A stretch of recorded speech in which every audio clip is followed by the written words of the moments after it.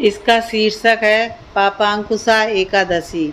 यह एकादशी मनोवांछित फल देकर स्वर्ग प्राप्त कराने वाली है।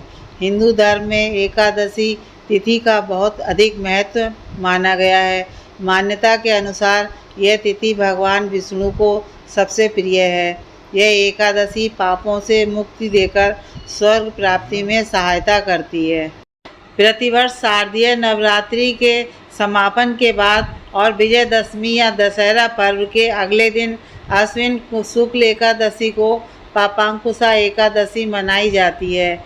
इस दिन श्री हरि विष्णु का पूजन किया जाता है। इस दिन व्रत रखकर श्री हरि विष्णु का पूजन करने से विष्णु जी प्रसन्न होकर धन धान्य तथा सुख समृद्धि का आशीष देते हैं तथा पापों से मुक्ति प्रदान करते हैं।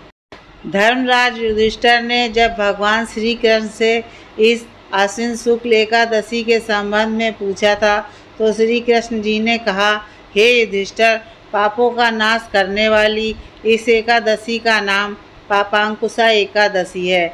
इस दिन मनुष्य को विधि पूर्वक भगवान पद्मनाभ की पूजा करनी चाहिए। ये एकादशी मनुष्य को मनोवांछित फल देकर स्वर्ग को प्राप्त कराने वाली है। मनुष्य को बहुत दिनों तक कठोर तपस्या से जो फल मिलता है वह फल भगवान गरुड़ध्वज को नमस्कार करने से प्राप्त हो जाता है। जो मनुष्य अज्ञानवश अनेक पाप करते हैं परंतु हरि को नमस्कार करते हैं वे नरक में नहीं जाते। विष्णु के नाम के कीर्तन मात्र से संसार के सब तीर्थों के पुण्य का फल मिल जाता है। जो मनुष्य सारंग धनुषधारी भगवान विष्णु की शरण में जाते हैं उन्हें कभी भी यम यातना भोगनी नहीं पड़ती है।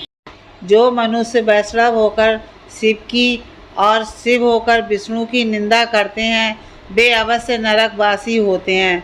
सहस्त्रों वाजपेय और अश्वमेध यज्ञों से जो फल प्राप्त होता है वह एकादशी के व्रत के 16वें भाग के बराबर भी नहीं होता है। संसार में एकादशी के बराबर कोई पुण्य नहीं है। इसके बराबर पवित्र तीनों लोकों में कुछ भी नहीं है। इस एकादशी के बराबर कोई व्रत नहीं। जब तक मनुष्य पद्मनाभ की एकादशी का व्रत नहीं करते हैं तब तक उनकी देह में पाप वास कर सकते हैं। इस व्रत की कथा के अनुसार प्राचीन समय में विंध्य पर्वत पर क्रोधन नामक एक बहेलिया रहता था। वह बड़ा क्रूर था। उसका सारा जीवन हिंसा, लूटपाट, मद्यपान और गलत संगति में पाप कर्मों में बीता। जब उसका अंतिम समय आया तब यमराज के दूत बहेलिया को लेने आए और यमदूत ने बहेलिया से कहा कि कल तुम्हारे जीवन का अंतिम दिन है, हम तुम्हें कल लेने आएंगे। ये बात सुनकर बहेलिया बहुत भयभीत हो गया और महर्षि अंगिरा के आश्रम में पहुंचा और महर्षि अंगिरा के चरणों पर गिरकर प्रार्थना करने लगा, हे ऋषिवर, मैंने जीवन भर पाप कर्म ही किए हैं। कृपा कर मुझे कोई ऐसा उपाय बताएं जिससे मेरे सारे पाप मिट जाएं और मोक्ष की प्राप्ति हो जाए। उसके निवेदन पर महर्षि अंगिरा ने उसे आश्विन शुक्ल की पापांकुशा एकादशी का विधि पूर्वक व्रत रखने के लिए कहा। महर्षि अंगिरा के कहे अनुसार उस बहेलिये ने यह व्रत किया और किए गए सारे पापों से छुटकारा पा लिया और इस व्रत के प्रभाव से उसके सभी संचित पाप नष्ट हो गए तथा उसे मोक्ष की प्राप्ति हुई। अतः हे राजेंद्र, यह एकादशी स्वर्ग, मोक्ष, आरोग्यता, सुंदर स्त्री तथा अन्न और धन देने वाली है।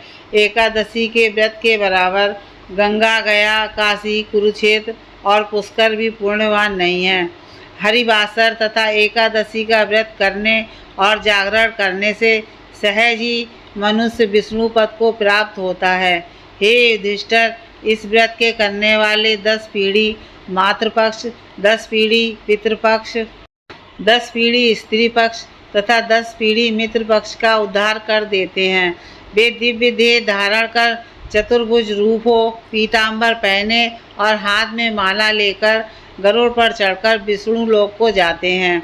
हे नृपोत्तम, बाल्यावस्था, युवावस्था और वृद्धावस्था में इस व्रत को करने से पापी मनुष्य भी दुर्गति को प्राप्त न होकर सद्गति को प्राप्त होता है। अश्विन मास की शुक्ल पक्ष की इस पापांकुशा एकादशी का व्रत जो मनुष्य करते हैं वे अंत समय में हरिलोक को प्राप्त होते हैं तथा समस्त पापों से मुक्त हो जाते हैं।